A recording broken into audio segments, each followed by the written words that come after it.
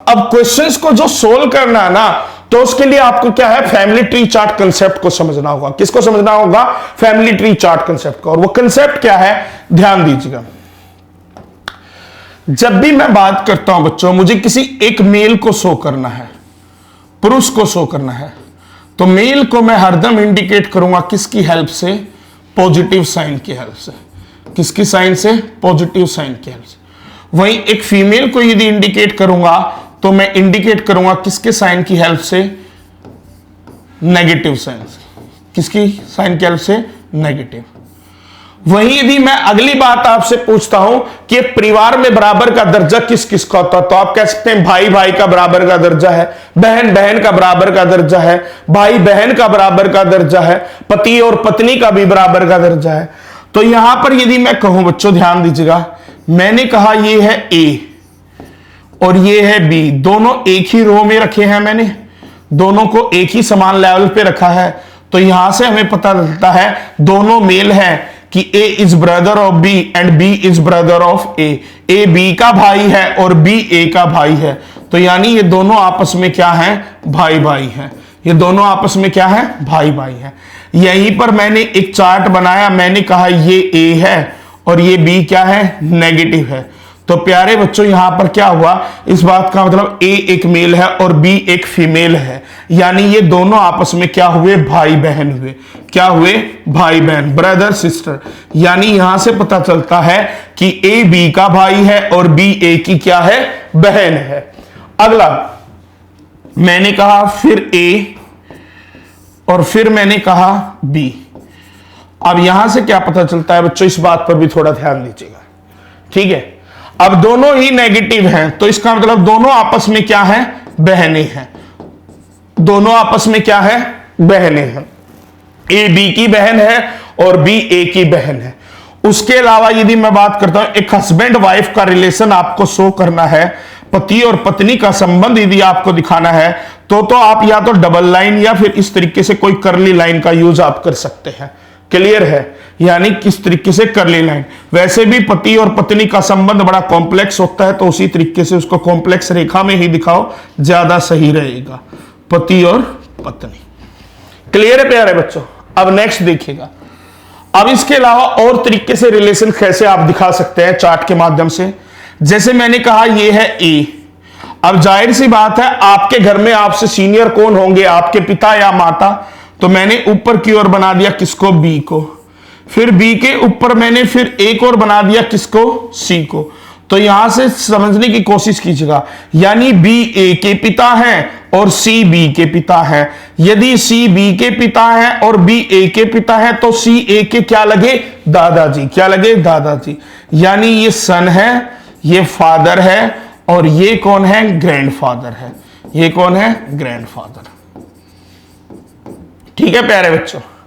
और इसी तरीके से यदि आपको रिलेशन दिखाना हो, मैंने कहा ये आपका ए हो गया, ठीक है। इसको देखिएगा, एक मिनट रुकिएगा, मैं दोबारा बताता हूं दूसरे तरीके से। मान लीजिएगा मैंने ये कहा ये ए है और इसकी शादी हुई है बी से, और सी है बी का पिता। सी कौन है? बी का पिता। तो यहां से समझने की चीज, यानी ये तो वाइफ हुई। किसकी वाइफ है? बी की। यानी बी हस्बैंड है किसका? ए का।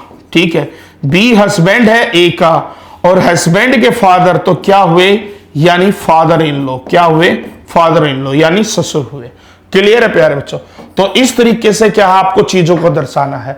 अब मैं आपको ये ना थोड़ा सा प्रैक्टिकली और अच्छे लेवल पे समझाऊंगा, तो कुछ समय के लिए थोड़ा सा ना बोर्ड पर बने रहे और ध्यान दीजिएगा। अब जो मैं आपको बताने जा रहा हूं ना बच्चों, यहां से यदि आपने ये ट्री चार्ट कंप्लीटली सीख लिया ना, तो आपको क्वेश्चन में डेफिनेटली सोल्व करने में कोई भी दिक्कत नहीं आएगी। ध्यान से समझिएगा कैसे। मैंने यहां पर ए को बना दिया, ठीक है, और फिर बना दिया मैंने किसको? बी को। तो आपसे यदि मैं पूछूं ए का बी से क्या संबंध है, तो आप कहेंगे सर ए बी का भाई है। बी का ए से क्या संबंध है, तो आप कहेंगे सर बी भी ए का ही भाई है, क्योंकि दोनों पॉजिटिव है और इक्विवेलेंट रिलेशन में है।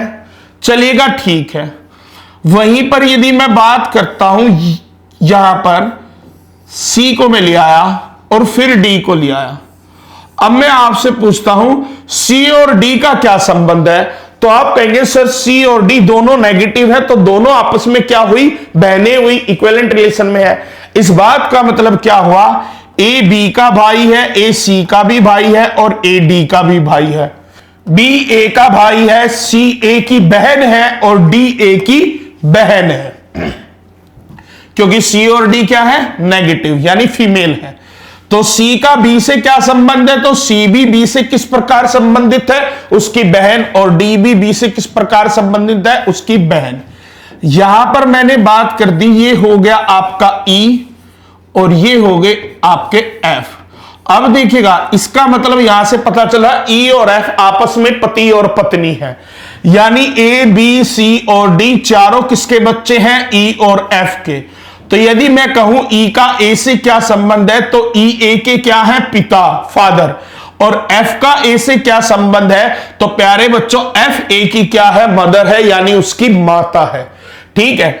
और यदि मैं पूछूं सी का ई से क्या संबंध है, तो सी एक फीमेल है, महिला है, और सी क्या है, ई की बेटी है, यानी उसकी पुत्री है। ठीक है, डॉटर है। और डी भी ई और एफ की क्या है, डॉटर है, पुत्री है। अब ए की शादी का समय हो चुका है, तो ए की शादी करवा दीजिएगा जी के साथ। किसके साथ, जी के साथ। अब यहां से क्या आता है बच्चों, कंसेप्ट निकल के कि जी जो है ना वो ए की क्या है, पत्नी है। जी ए की क्या है, पत्नी है। तो ए जी से किस प्रकार संबंधित हुआ, तो ए है जी का हस्बैंड, यानी उसका पति। अब एक बात देखिएगा, ए जी का हस्बैंड है, बी ए का भाई है, तो पति का भाई कौन हुआ, देवर। कौन हुआ, देवर, ब्रदर इन लॉ। ठीक है। तो यानी बी जी से किस प्रकार संबंधित हुआ, देवर, ब्रदर इन लॉ। सी जी से किस प्रकार संबंधित हुई, तो सी कौन है, जी के पति की बहन। ठीक है। हस्बैंड सिस्टर, पति की बहन यानी ननंद, सिस्टर इन लॉ। तो सी का जी से क्या संबंध हुआ, सिस्टर इन लॉ, ननंद। और डी का जी से भी क्या संबंध हुआ, सिस्टर इन लॉ, ननंद। तो ई का जी से क्या संबंध हुआ, तो प्यारे बच्चों ध्यान देखिएगा चार्ट के माध्यम से, ई कौन है, जी के पति के पिता, हस्बैंड्स फादर, तो यानी कौन हुए, ससुर। और एफ जी से किस प्रकार संबंधित हुई, तो एफ कौन है, जी के हस्बैंड की मदर, यानी उसके पति की माता। तो पति की माता कौन हुई, सास। कौन हुई, सास। तो इसका मतलब क्या हुआ, जी ई और एफ से किस प्रकार संबंधित हुई, तो जी उनकी क्या है, बहू है, यानी पुत्र वधू है, बेटे की पत्नी है। क्लियर है बच्चों। अब यही से मैं कह देता हूं, यहां से मैंने एक और हुआ क्या, डी की भी शादी करवा दी, किसके साथ, के के साथ। और के जो है वो एल और एम के क्या है, पुत्र है। के किसके पुत्र है, एल और एम के पुत्र है।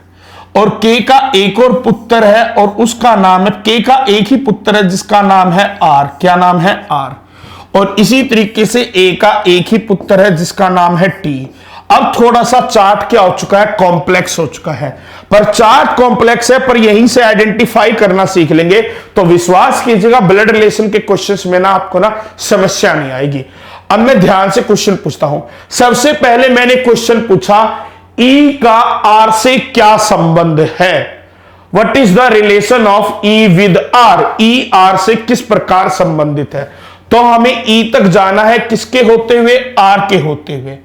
तो के कौन है, आर के पिता, और डी कौन है, के की पत्नी, तो यानी डी आर की क्या हुई, माता।